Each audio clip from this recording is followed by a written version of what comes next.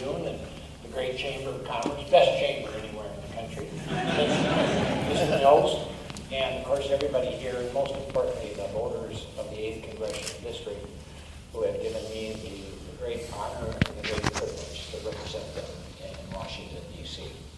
I'd like to begin with a little advice my father gave me when he learned I was considering public service. He said, son, if you just do a couple things, I'll always be proud of you. He said, number one, be honest. He said, number two, I work for the common good, for the working men and women in this country. They want champions, they need champions, they deserve champions in Washington, D.C. So I wake up every single day planning what can my staff and I do for the people of Minnesota's 8th Congressional District, to protect and to create good jobs, to protect Social Security, Medicare, people's pensions, to protect and enhance the way of life that brought us to this 8th Congressional District that we love so much. I'm proud of the fact that the work that we have done has been recognized nationally and locally. National groups recognizing me as one of the most respected members of the Congress for my integrity. And secondly, local groups as well as national groups recognizing my effectiveness as Minnesota's most effective member of Congress, the second most effective Democrat in Washington, and one of the 10 most effective Democrats in the country. I'm proud of that work, proud of that support. Ask the voters to please consider me to allow to continue to go forward fighting for the people in the 8th District of Minnesota. Thank you. Thank you very much, Mr. Mills. Equally, I would like to thank the Chamber, the Duluth News Tribune, Congressman Nolan, and the audience for being here. But elections are about choices, and we have a choice in front of us.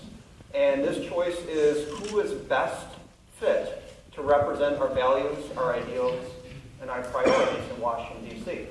Congressman Nolan is F-rated by the National Rifle Association. Congressman Nolan voted for a carbon tax that would actually put our part of Minnesota out of business. The #1 expense in iron mining, taconite production, and paper production is energy. Also, 40% of everything that goes through the Port of Duluth is energy. It's carbon. It's eerily similar to Hillary Clinton's. We're going to put a lot of coal miners and coal companies out of business. Also, Congressman Nolan supports Obamacare. Supports Obamacare as a great first step to a government-run single-payer system. Congressman Nolan has also voted in support of the Iranian nuclear deal. An Iranian nuclear deal which now has funded terrorism. Iran is a state sponsor of terrorism. The money we sent them now has proven to go to fund terrorists and has put Iran on a glide path to a nuclear weapon. Congressman Nolan also wants to close Guantanamo Bay. We're still at war, folks. We should not be bringing those people here to our soil or releasing them. The recidivism rate for Guantanamo Bay inmates is almost a third. And we just last week have found out 2 more have returned to terrorism. So there's a difference between Congressman Nolan and myself. Positions matter. Philosophy matters. First question, and this is for Mr. Mills. Jobs. Duluth is a port city and a railroad town. We are interested in how you will protect transportation-related jobs in the 8th District. Well, no, you're entirely right, and that was in my opening remarks. Jobs is absolutely huge, and it's a huge part of our campaign, and the issues of making sure that we have a true all-of-the-above energy policy. That includes pipeline, certainly the lack of pipelines, whether it is the Enbridge-Sandpiper pipeline or the Keystone XL pipeline, which has effectively been rerouted. I should say Keystone's been killed. Enbridge has been rerouted around the state of Minnesota, costing us millions of potential dollars in tax revenue. But no, jobs. We need an all-of-the-above energy policy.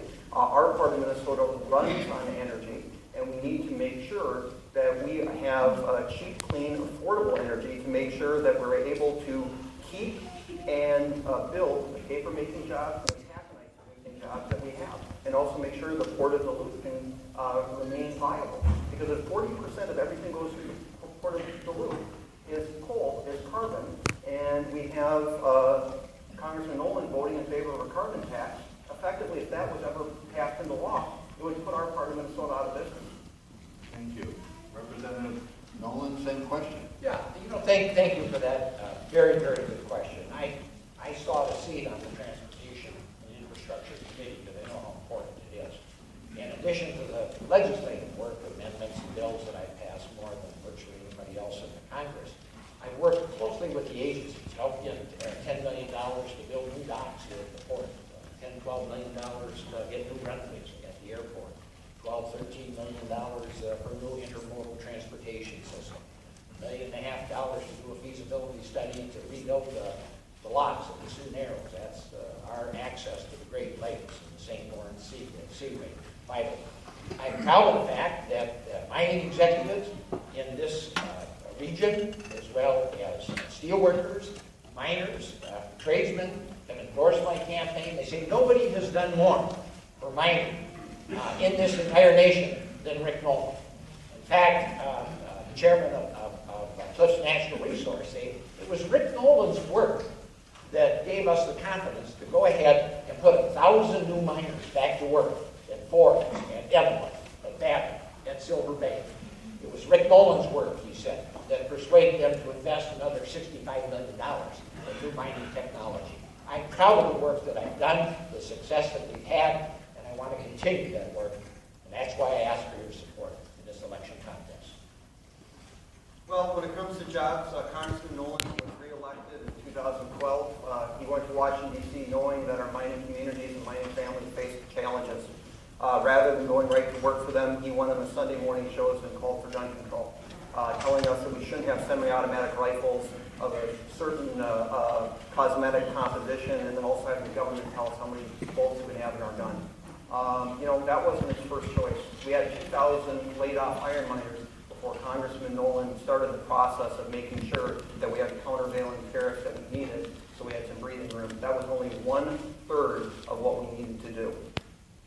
Well, what I said on CBS was I didn't need an assault rifle to shoot it up.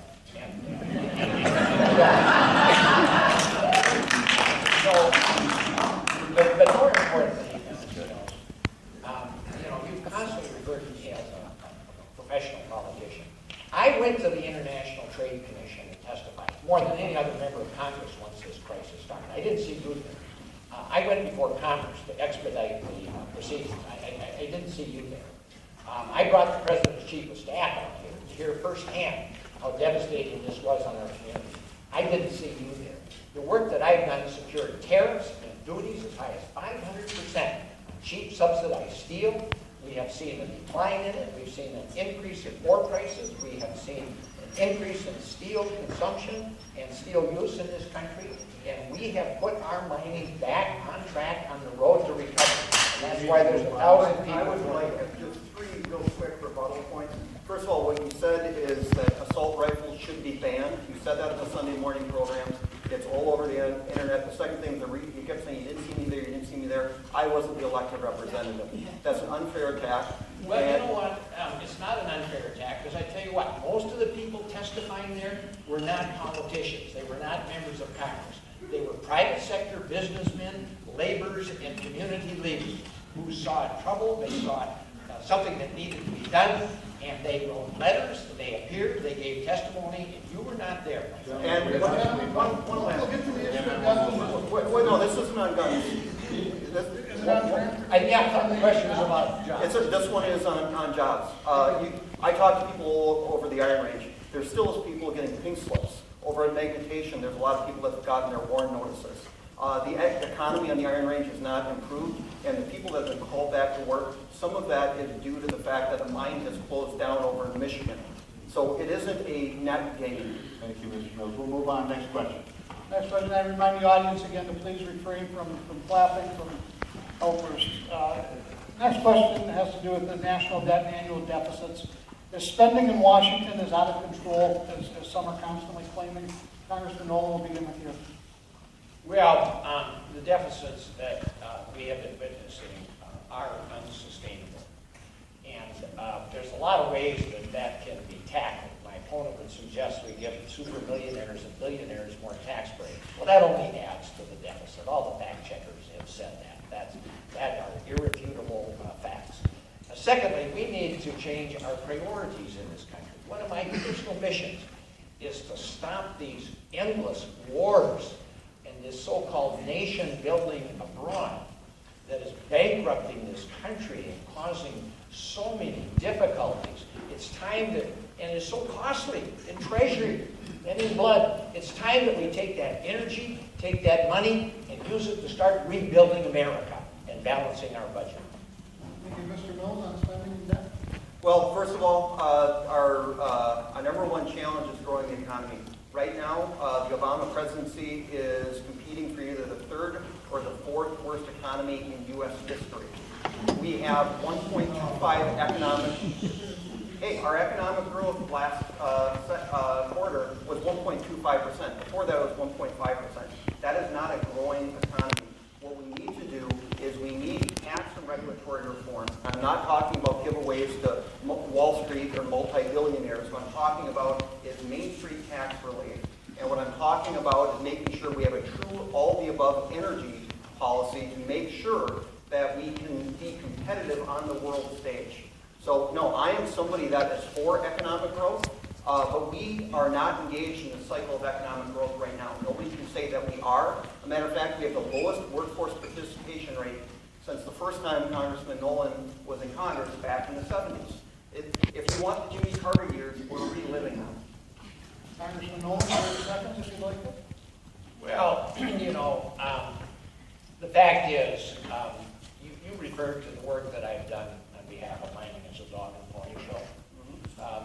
Don't tell that to the 1,000 workers that just went back to work. No dog and pony show for them. That's their livelihood. They couldn't be more pleased.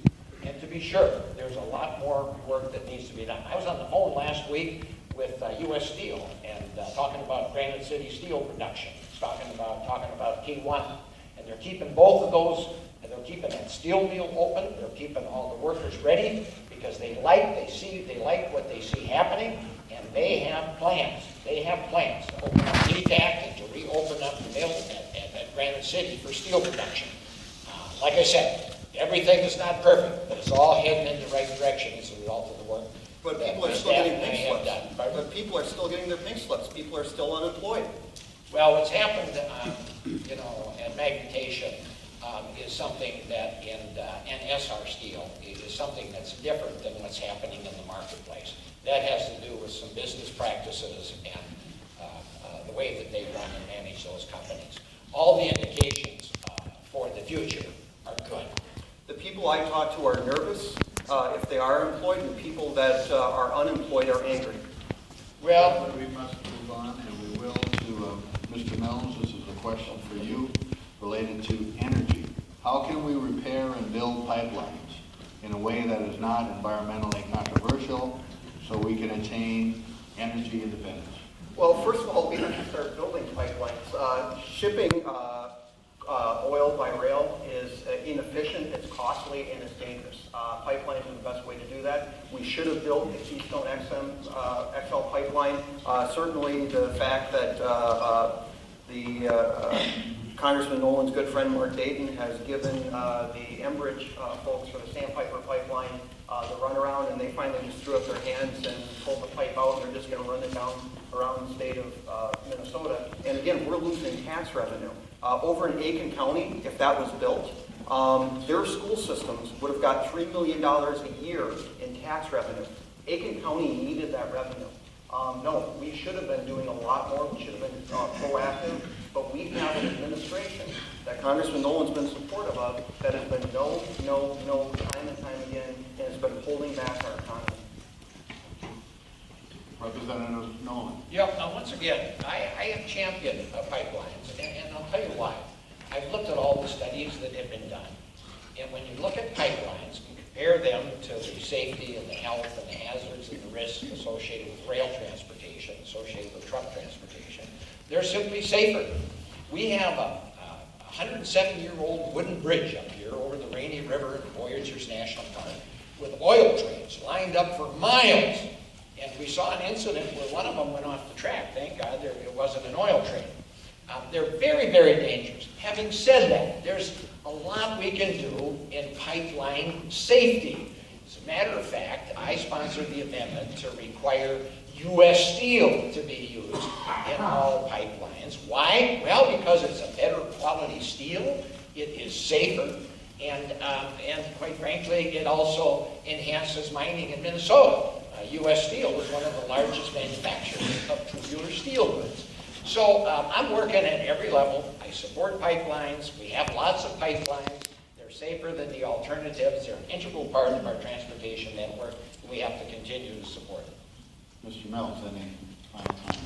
Well, other than the fact that Congressman Nolan had said he'd been in favor of the Sandpiper pipeline, but didn't like any of the roads that they had chosen to put it along. And so finally, if they couldn't have the route that they needed, where it ended up in the place, the terminal where it needed to be, they couldn't afford, or they didn't want to build the pipeline, because then they'd have to put it on rail cars and then ship it to the final destination. And that's one of the runarounds that they got, where they finally gave up and just went straight around this state of Minnesota geographically. Thank you. We'll move on. Well, 30 seconds. I know a little bit about the pipeline business. I was involved in a $60 million oil drilling venture in the Persian Gulf. I sold tubular goods. And, you know, the fact is that the oil companies want to go the straightest line between 2 points. I'm a business guy, I understand that. But as a representative, your obligation is to take the safest route that's in the best interest of the people who will be affected by that.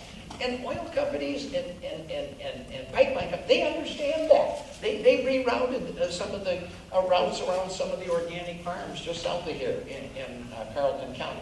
There's nothing wrong with a representative of the people saying, look, this is not just about the shortest distance between 2 points. This is about what's good for the public and what's good for moving the goods that are being transported. So they rerouted it around the entire state of Minnesota? No, they rerouted around some organic farms or something. Now, I'm pretty sure they're going right around the state. We're pretty sure the Sandpiper Rampage is not going to. Gentlemen, the Affordable Care Act has already come up. And I don't have to tell either of you about the rising costs, the insurers who are bailing out. But also on the positive side, more people have insurance than ever before. Does the Affordable Care Act need to be replaced with something else, or how can it be improved? Representative Nolan, will begin with you. Well, I supported, I think, 60 attempts to repeal the Affordable Care Act, all of which, by the way, came up under closed rules with no opportunity to offer amendments and fix many of the things that need fixing in our healthcare system, quite frankly. I supported it because it enabled 18 million people to get insurance that were unable to get insurance before. People with pre-existing conditions, people with children up to the age of 26. Things in there that made sure that women were treated equally. All good stuff. Is there more we can do? Oh, by all means. The free market solutions my opponent has advocated are the ones that are responsible for $800 wiki pens or whatever they call them. 1,000% increase in pharmaceutical prices. We need to make some changes, and it starts just by giving the government the authority to negotiate for pharmaceuticals. The Veterans does it, the Medicare administration does it, most nations around the world do it, but no, the Republicans have opposed us on that every step of the way in the Congress. Yes, there's more that we can do, but there's 17 million people that still need insurance. We got insurance for 18 million people, I'm proud of that. Mr. Mills? Obamacare has been a disaster, and it's been a series of lies. If you like your plan, you keep your plan. If you like your doctor, you keep your doctor. Everybody's going to save $2,500, and everybody's going to be healthier. Lie, lie, and lie. As a matter of fact, I call it the $5,500 lie, because between co-pays, deductibles, and premiums, people are paying about $3,000 more. It's a $5,500 lie. Now we've had increases through MNsure, which are going to be up to 67%. Now, Congressman Nolan talked about the people that have been additionally insured. But when you have to go into high-cost plans with super high deductibles and co-pays, the people I talk to are afraid to use that insurance because the co-pays and the deductibles are so incredibly high, they can't afford to do so with sick kids. Families are suffering because of it. Obamacare and MNsure is to blame. And so, you know what? Just having insurance doesn't mean you have access to care. Because of Obamacare in the state of Minnesota, more people have less access to care than before it was implemented. 30-second rebuttals, I know I'm going to go out of order here, but Mr. Mills, let's stay right with you. What would you replace it with? What's the alternative? Well, first of all, he wanted to talk about the EpiPen. The CEO of that company was a Democrat senator's daughter, and that was basically an abuse of patent laws, what they've done. That had nothing to do with the free market. But certainly I am for solid social safety nets. I've always been for solid social safety nets such as MSHA, Minnesota Comprehensive Health Association. Due to Obamacare, it went out of business in 2014, the end of 2014. And if you had a pre-existing condition, you had reached your lifetime max, or you couldn't get insurance elsewhere, the state of Minnesota has good, solid social safety net. On top of that, we have to have free market solutions, buying and selling insurance across state lines. Price transparency, so when you go to the doctor's office, you actually know the price of the care you're receiving, making sure that we have tort reform, and then also better utilization of health savings accounts. You know, I actually ran a health plan, a self-insured ERISA plan for Mills Fleet Farm. Very, very proud of it. 6,000 of our employees and their family members did a $34 million plan. I live this, I know it, and with the direction that Congressman Nolan wants to take us, the government-run single payer would be an absolute disaster. It would be more expensive, we'd get even less. Congressman Nolan, is what Mr. Mills proposing will work, or what has to happen next? Well, what Mr. Mills is doing in attacking the Affordable Care Act, he's ignoring the good things that it did, and he is attacking the things that it didn't get around to fixing. So if you're talking about what needs to be done in addition to the Affordable Care Act, there's a point to be heard there. And to be sure, we need to start negotiating for pharmaceutical prices. I quite frankly do favor a single-payer universal system, and your facts are just wrong. Every country that has employed it insures their people for less cost, and they get better outcomes. Medicare is a good example. It costs 3 or 4% to administer Medicare. The private sector, free market solution, everybody in this room's got a different policy, depending on your age and your medical condition and how many children you have. Can you imagine the administrative complexity of a free market solution where 300 million people all have a different plan? We're spending 30% of our healthcare dollars on costly administrative procedures and insurance company executive profits and salaries. It's got to stop. We got to fix it. I think I just heard Congressman Nolan said he was against individuality, and that's against liberty. Everybody should have the same plan. Everybody should have the exact same plan. We will move on to the next one. We'll start with Mr. Mills. Veterans. How can the Veteran Administration better serve our veterans? Well, first of all, I talk to a lot of veterans. And I'll start out by saying very clearly and emphatically, I will never support anything that is not supported by the veteran services organizations themselves or the veterans. But when I talk to folks, and again, we have a disproportionately high number of veterans in the Minnesota Congressional District, about 58,000. We don't have a VA hospital here. We have Korean War veterans and even some World War II veterans that are forced to drive in the middle of winter down icy roads, get up at 3:30, 4 o'clock in the morning and get to their appointments down in the Minneapolis-St. Paul VA. What they want actual choice, not choice where they have to call up and beg for it based on how far away they are from the nearest VA or how long the waiting time. They want a card. This is what they're telling me. They want a card that gives them the same level of benefits that they can take anywhere, to any hospital, any clinic of their choosing. I'm talking about true VA choice that is entirely up to the veterans, where they get the same level of benefits and they can take it wherever they want to go. And that's what they're asking for, that's what they're telling me, and that's what I think we should get with. Thank you. Representative Nolan. Yeah, as far as I'm concerned, we have a very profound, sacred obligation to take care of our veterans. They stood up. They were willing to put themselves in harm's way, serve and protect us. We darn well better be there to serve and to protect them when they return. I think the choice idea is a wonderfully good idea. I supported that. I supported pay increases for our soldiers. I supported increase benefits for our veterans. I will continue to do that. My staff and I, every day, go to work on behalf of the veterans. I see John Marshall here earlier when the Defense Department decided they were going to do away with funeral services at our veterans' funerals. We stepped in and we turned that around, make sure that the honor guards were there for the men and women who served.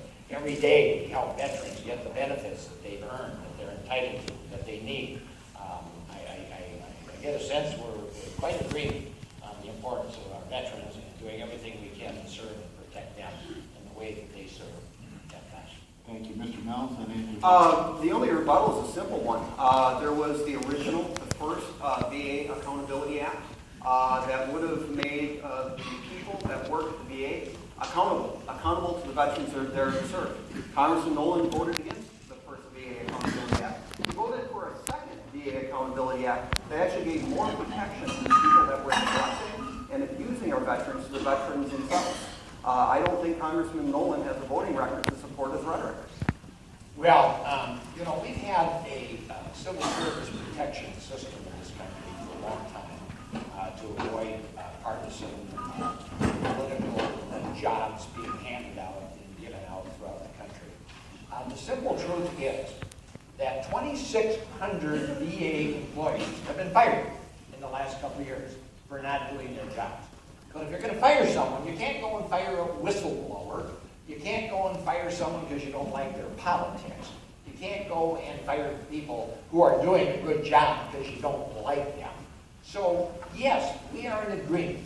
Nobody in any employment of the government should be allowed to keep their job if they're not doing their job and getting their job done. But I'm not about to dispense with, the protections that have been there that are not onerous. In fact, 2,600 VA employees have been fired in the last couple of years, even with those protections that are there in place, and I'm going to insist on keeping them for a number of reasons. Number one is they're good for essential protections. Number two, the VA employs more veterans than any other agency of the federal government. I don't want someone firing veterans because they don't like their look. Thank you. Gentlemen, moving on. With student loan debts skyrocketing, some are pushing for free college this election. The question is, what can Washington do to provide equitable, quality public education for all?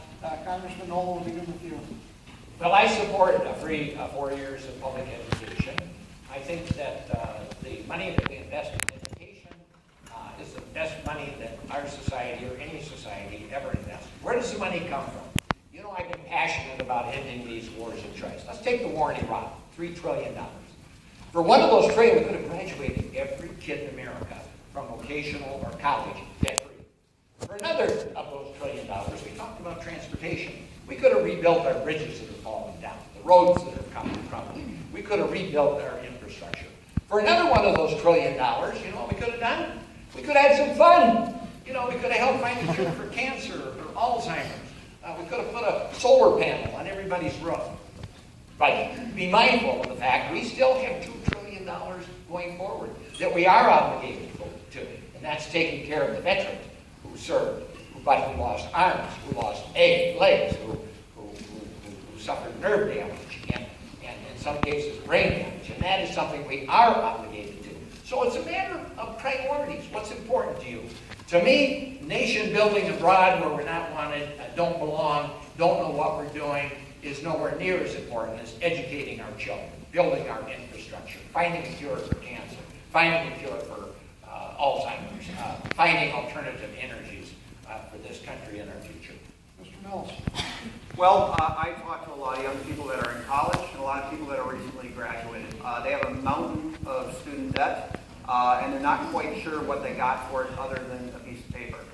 I'm in favor of a student's Bill of Rights. A student's Bill of Rights that when you enroll in a college, that when you enroll in a major, you are guaranteed those classes that you need to graduate within 4 years. That there's no prerequisites, there's no waiting list, there's no jump through the hoops. And also, when you transfer from one college to another, you don't lose credits. If you go from one accredited university or one accredited college to another, you're not losing credits in the process. And almost more importantly than that is complete transparency from what that college spends their money on. Does the money go to professors? And I submit that it doesn't. I don't see professors driving Ferraris. But yet we have all these administrators and we have all these great buildings and all these other programs that don't go into educating our children that they're spending money on. The people that are taking out these huge student loans, first of all, they shouldn't be, the college shouldn't cost that much, and the way to rein it in is to make sure that people have price transparency. They know what they're paying for, and then they can choose a college that has the best outcomes, but all for the least amount of money. We should make college much more competitive. Congressman Nolan, your second rebuttal. Well, I don't know what it was like in Florida where you went to college, but I can tell you this. When I went to the University of Minnesota, working my way through, by the way, roofing houses, working as a Teamster at United Parcel Service, you couldn't always get into the class that you wanted. That's just reality. It'd be nice if everybody could have everything they wanted. But if you were patient, you could finally get into the class. So I don't know what you're talking about here. And then to suggest that any credit anywhere should be transferable anywhere, credits from Trump University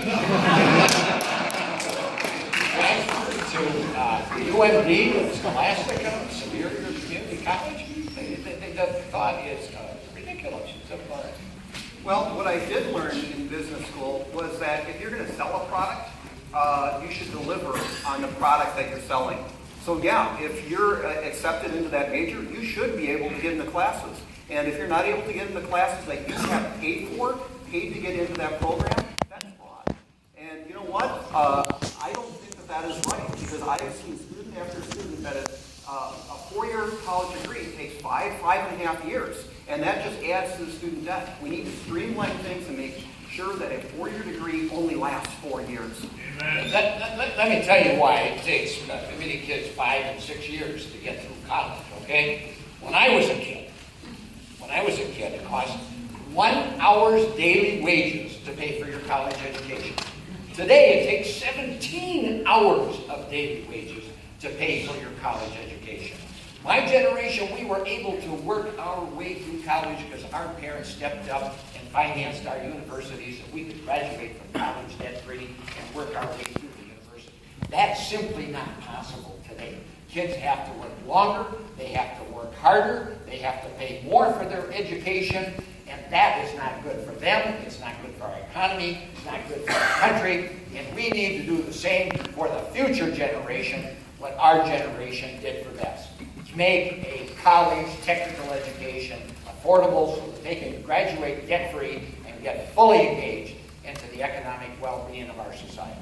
And you're never going to do that until you cut the cost of college. We will move on. This question is for Mr. Mills. Guns. How do our gun laws need to be changed, or do our gun laws need to be changed, and if so, in what way?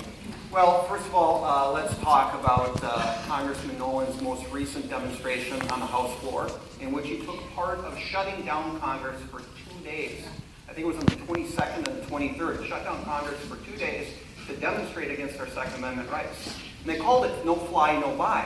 But we had terrorist attacks in Chattanooga, we had terrorist attacks in San Bernardino and Orlando. None of those people were on the no-fly list. I wouldn't have prevented a single act of terrorist violence.